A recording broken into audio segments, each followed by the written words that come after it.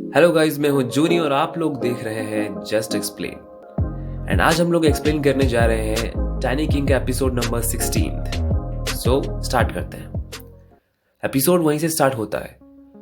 डोमैस डेसा को पूछता है कि वो यहाँ पर क्या करने के लिए आया है, जिसके रिप्लाई में डेसा कहता है कि वो यहाँ पर मिरांजो को मारने के लिए आया है। पर डोमैस और उन सभी को मिरांजो के बारे में पता ही नहीं होता है कि तभी फोकस बोजी की तरफ जाता है और वो कुछ सोच रहा होता है।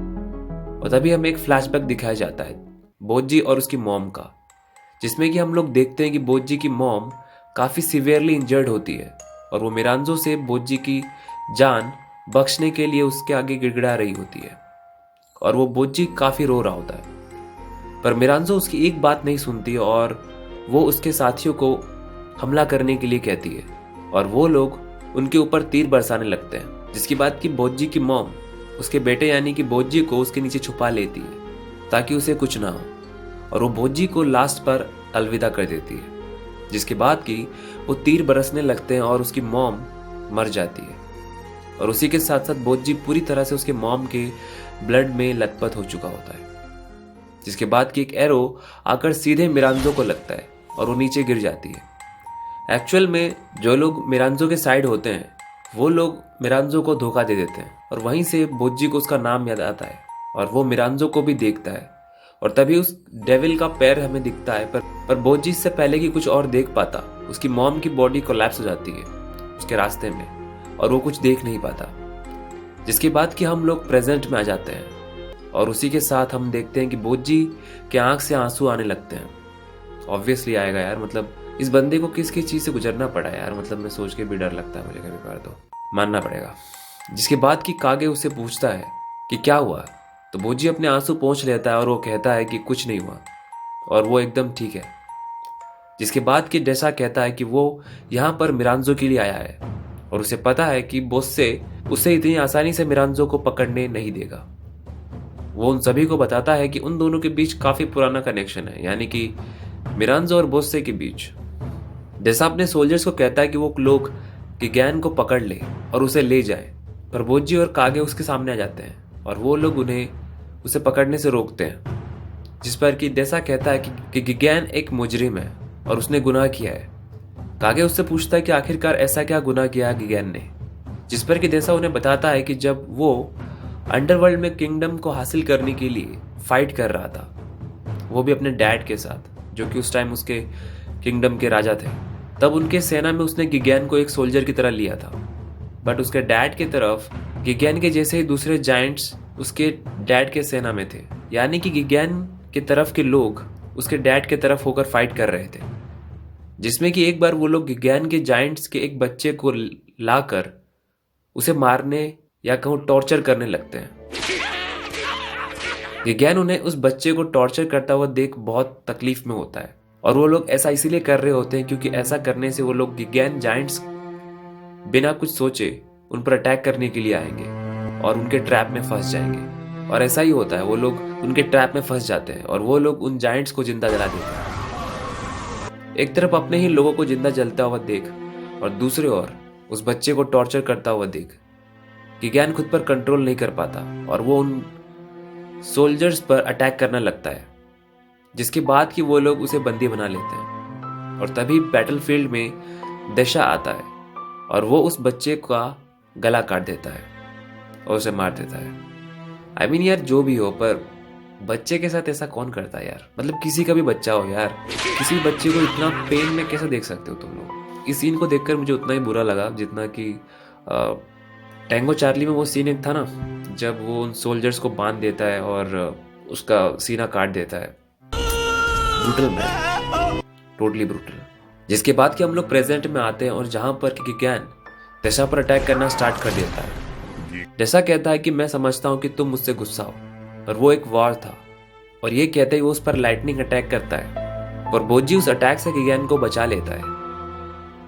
और उसे ये करता हुआ देखकर डोमैस, हाकुरो और इवन डेसा भी चौंक जाता है। और जिसके बाद कि डेसा उसे कहता है कि क्या वो उससे लड़ना चाहता है, जिस पर कि बोजी कहता है कि नहीं, वो ऐसा कुछ भी नहीं करना चाहता है। डेसा नोटिस करता है कि वो स्वॉर्ड डेस्पा का है और वो उसे डेस्पा के बारे में पूछता है, जिस पर कि कागे उसे कहता है कि हाँ, बोजी डेस्पा का स्टूडेंट है, जिसके बाद की डेस्पा से अपने इनविजिबल फोन से बात करता है और वो उसे बोजी के पावर्स के बारे में पूछता है ताकि वो उसे जल्दी से हरा सके और अपनी पावर्स को बचा सके, क्योंकि उसे बोस्से से भी लड़ना बाकी है। डेस्पा उसे कहता है कि वो बोजी का सामना नहीं कर पाएगा और ना ही बोस्से, पर वो जानता है कि डेसा के लिए बोस्से को हराना कितना जरूरी है।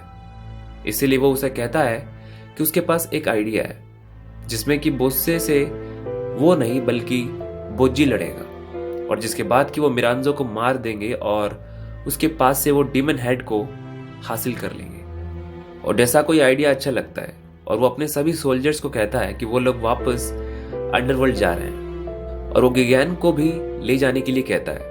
पर वो कहता है कि वो उसे बंदी बना के नहीं बल्कि उसे वापस ले जाएंगे और उसे अपनी आर्मी में वापस शामिल किया जाएगा। और तभी सीन पास्ट में वापस शिफ्ट होता है और हमें दिखाया जाता है कि उन गिगैन मॉन्स्टर्स को मारने के बाद वो सोल्जर्स सेलिब्रेट कर रहे होते हैं। और वो क्रूशियल सीन देखकर डेस्पा को वॉमिट होने लगता है और वो डेसा को कहता है कि उसने ऐसा क्यों किया, जिसके रिप्लाई में डेसा कहता है कि वो ऐसा नहीं करना चाहता था पर उसे करना पड़ा क्योंकि उसे उन लोगों की मदद की जरूरत थी, क्योंकि वो लोग एक्सपीरियंस लोग हैं और उन्हें उस फील्ड में वो लोग चाहिए जो कि एक्सपीरियंस्ड हो। जिस पर कि डेसा कहता है कि भले ही उसने अच्छे के लिए किया है पर वो अब उसका साथ नहीं देगा, क्योंकि ये सब करके वो भी वही कर रहा है जो कि उसके डैड कर रहे हैं। जिसके जाने के बाद कि ऑकेन, और हाँ ये मुझे ऑकेन ही लग रहा है क्योंकि वैसे इसका नाम तो रिवील नहीं किया गया है, इसमें बताया नहीं गया है, बट वो डेसा को ब्रदर बोल रहा है तो ऑब्वियसली वो ऑकेन ही होगा।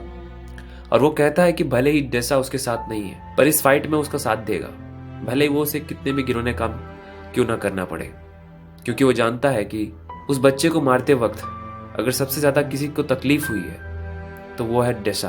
पर उन्हें ये करना ही होगा अगर उन्हें उनके क्रूल डैड को हराकर उस किंगडम को जीतना है तो।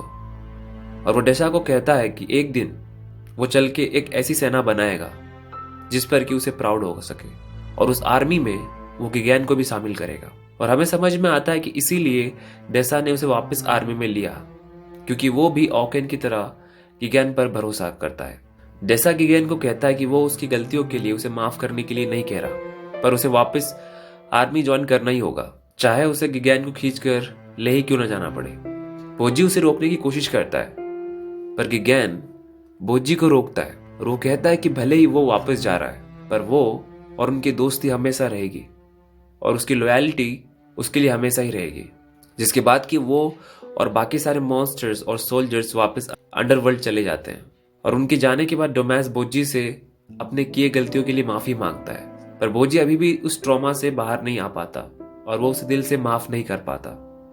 पर कागे उसे कुछ भी करके उन सब सैड चीजों से उसका ध्यान भटकाता है। और दूसरी ओर हाकुरो कहता है कि भले ही बोजी ने उन्हें माफ ना किया हो पर उन्हें खुश होना चाहिए कि वो जिंदा है और सही सलामत है। और वो लोग उस गेट को बंद करने के लिए अपने मिशन पर वापस लग जाते हैं। और दूसरी ओर हम लोग देखते हैं डेस्पा और कैप्टन को। कैप्टन डेस्पा को कहता है कि सारे सोल्जर्स अब ठीक हो गए हैं और अब उन्हें उनके प्लान के हिसाब से काम करना चाहिए। डेस्पा उन्हें उनका प्लान बता ही रहा होता है कि तभी ऑकेन को कुछ होने लगता है और वो चीखने लगता है और खुद को उन रस्सियों से आजाद कर लेता है, जो कि इम्पॉसिबल होता है। और इसके साथ ये एपिसोड यहीं पर खत्म हो जाता है। और हाँ, इस वीडियो को प्लीज एक लाइक तो दे ही देना, specially if you like that Gigan character, hit a like button man. And yeah, thanks for watching.